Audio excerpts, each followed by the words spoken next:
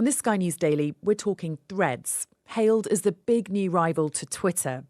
Well, it certainly looks very similar. It's very similar to use. And the timing of its launch isn't lost on anyone, as Twitter goes through a turbulent period with recent changes upsetting tweeters and advertisers. There have been rivals to Twitter before, but this one perhaps presents the biggest challenge to Elon Musk yet, because it has the might of Meta behind it, the owner of Instagram, WhatsApp and Facebook. Some in the tech world are calling it the Twitter killer. And within hours of its launch, Meta boss Mark Zuckerberg said 10 million people had already signed up. But this isn't just about two rival platforms. It's also a battle of the billionaires, Elon Musk and Mark Zuckerberg, vying for tech dominance.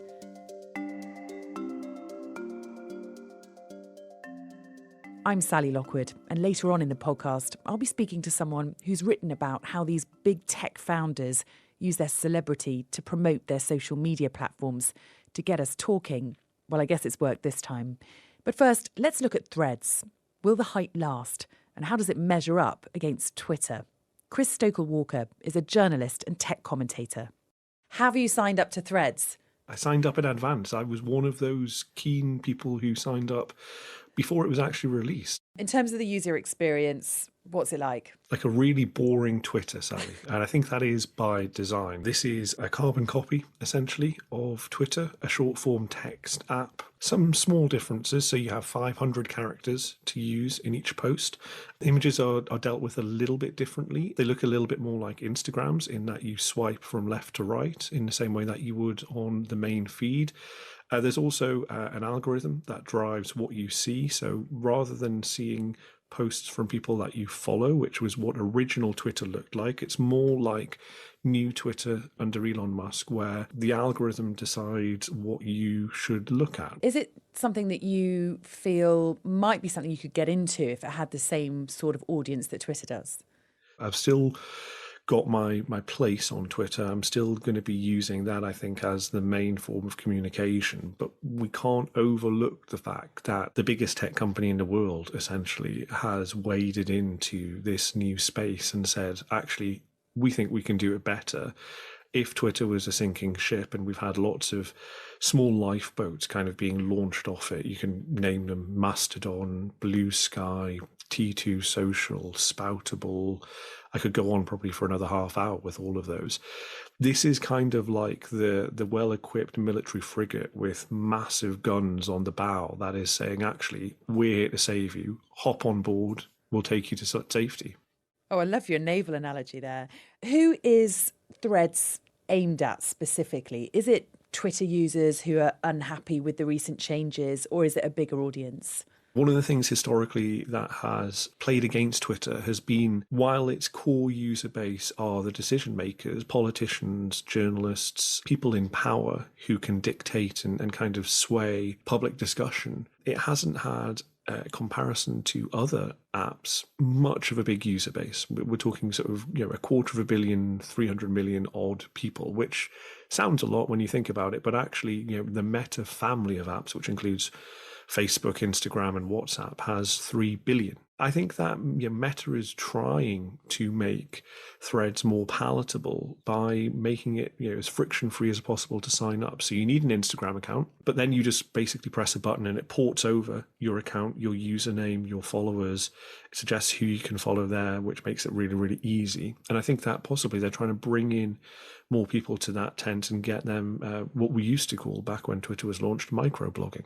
Do you think that Meta is trying to capitalise on Twitter's recent troubles here and hope that they can somehow end up turning out a product that is something people are looking for? The timing of the release of Threads is not coincidental. Over the last week or so, Elon Musk has made some pretty huge unforced errors around Twitter that have hugely alienated the user base, or what remains of it, because it's been kind of eroded multiple times by his decisions over the last 9 months. This past weekend, he made kind of 3 pretty catastrophic ones, essentially saying that anybody who didn't have a Twitter account could no longer look at Twitter content, a decision he's since overturned, but basically managed to build a wall around a company that is solely dependent on people being able to look in. Then he decided to limit, for those who do have accounts, the number of posts that they can see every single day, which is also bizarre because Twitter relies mostly on advertising revenue. And then he alienated the hardcore Twitter users who use a tool called TweetDeck, which is essentially a different way of looking at the app, which allows you to consume much more information much more quickly, by saying that he's going to put that behind a paywall in a month. So those three things, I think, have contributed to Threads being released now. I think probably it's expedited the kind of publication and announcement of this, but I don't think that this is an immediate sort of knee-jerk reaction to Elon Musk ruining Twitter this past week. It's more a recognition that this has been the direction of travel for a long, long time and trying to take advantage of that. What do we know about Threads' data privacy policy? I think it does collect more data than lots of others, but actually, in the grand scheme of things, a lot of information is collected by a lot of different apps, including, by the way, Twitter, which has kind of similar levels of data collection and use. With Meta, with Facebook, there's always this kind of underlying concern. We live in a post-Cambridge Analytica world, of course. The kind of granular data that we have and give up to these platforms was used for a relatively nefarious means by a third party there. And so I think that kind of chastens a lot of users whenever they see the words Meta or Facebook and data collection in the same sentence. But a lot of this information is already being given to either Facebook, to Instagram, or to WhatsApp. It's not significantly different there. So while we've recognized that this is an issue, I think we're kind of maybe pointing at the wrong root cause here. We're saying this is a Threads issue when actually this is a broader social media problem. What I didn't realise until earlier is that if you want to close your Threads account, you also have to close your Instagram account. Is that right? You have several options. First of all, you can just leave and do nothing, delete the app. Your profile will remain there, stagnant. Nobody can do anything with it. You can also deactivate your account, which essentially means that it'll go into a kind of a deep sleep, which you can reawaken. One of the things that all of these platforms enjoy doing is making sure that it's as easy for you to get on and as difficult for you to leave. It's a bit like Hotel California. They would say that they're trying to make it easier for you should you change your mind to start back up your account. In reality, it allows them to kind of just retain details about you, which wouldn't be updated, but they would kind of remain within the ecosystem that allows them to train their data. So they don't want you to delete your app. And at the minute, if you wanted to do that on Threads, having signed up, you would need to not only delete your Threads account, but also delete your Instagram account. Now that is a big problem for people who maybe have built up their Instagram profile over a number of years. They kind of enjoy it, they curate it, but Threads just isn't for them. And it's kind of a binary thing. It's all or nothing. And we've had a few big names already who've jumped ship and started a Threads account. We've got, Kim Kardashian. I've heard Oprah's name in the mix. Who else? One of the ones that I found particularly interesting that came just a few days ago and is kind of an indication, I suppose, of how this could have some staying power is American celebrity chef Guy Fieri. For those who live their lives online, he is kind of so bad they're good tastemaker. And so when he joins a platform, you kind of know that it's sticking around. But lots of the pop stars have, because they already have Instagram accounts. And it's very, very easy to port over. The challenge with this is those big names can help a platform gain their audience in the early days. Having said that, Meta doesn't seem to be having much trouble with that at the minute. But they are not necessarily the people who will get you to stick around. That is more the rank and file users, the communities that you build up. And at the minute, the way that Threads presents content to you is algorithmically driven. It is what Instagram thinks you'll be interested in rather than the people that you follow. And so there is a risk here, I suppose, that you can maybe drown out some of those more authentic, personal, close to you voices in favor of lots of celebrities.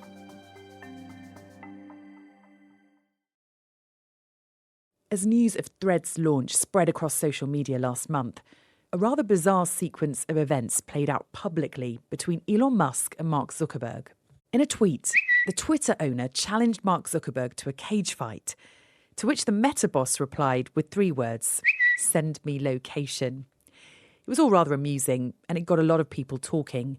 But it's not yet clear if this is a serious challenge or just a PR stunt. Both multi-billionaires have since been seen doing mixed martial arts training with podcaster Lex Friedman, only adding to the speculation. Nice, Mark. There it is. So are we really going to see these two tech guys appear gladiator style to duel it out? Well, that we don't know. But let's take a deeper look into their long-term rivalry with Ben Little. He's Associate Professor in Cultural Politics at the University of East Anglia and co-author of the book New Patriarchs of Digital Capitalism, Celebrity Tech Founders and Networks of Power. Both Musk and Zuckerberg use their sort of personal profile, their celebrity, if you will, to promote their businesses. And that's been like a long part of how companies in Silicon Valley market their products. So it goes back to Steve Jobs. And these sorts of rivalries are a really effective part of that strategy.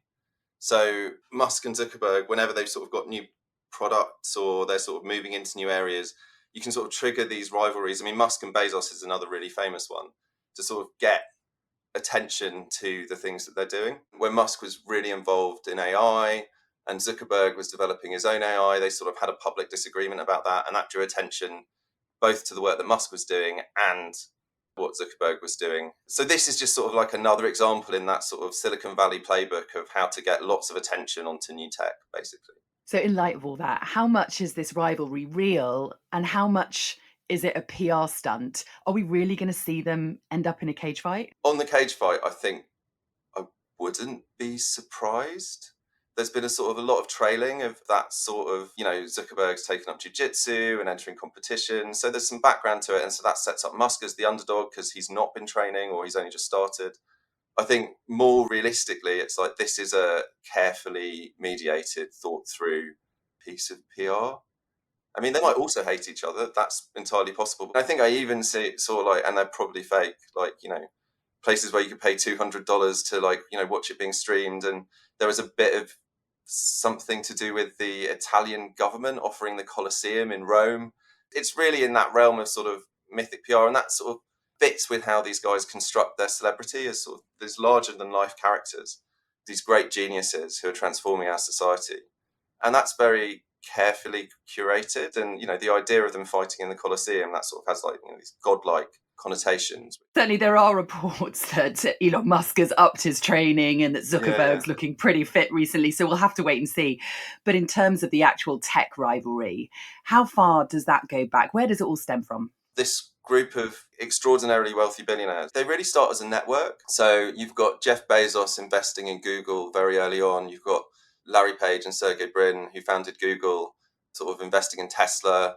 Zuckerberg's a little bit on the side, but the link there is through Peter Thiel, who was one of the PayPal mafia, worked with Elon Musk, early investor in Facebook. So there's this network of super, super, super rich billionaires who all sort of are in cahoots with each other, basically. And you need rivalry to justify that. You need to not just say this is a group of men in a particular, on the west coast of the US, basically, who are dominating a new form of technology, which is transforming our society, and they're hoovering up the wealth. They retain control of the companies very often, and that doesn't look very good. So you need Jeff Bezos and Elon Musk to have a big fight to sort of say, well, we're not in cahoots. We're not sort of a tight network of extraordinarily rich men. We're also at odds with each other. And also, that really helps in terms of publicity. We're talking today because Musk and Zuckerberg might have a fight. But certainly Mark Zuckerberg does present perhaps the first real threat to Elon Musk when it comes to Twitter, just given his reach and the number of users he already has with Meta. There's two things here. One is to really understand what Musk is doing with Twitter. What it's basically become, as far as I can see as a Twitter user, is sort of a platform to promote Tesla.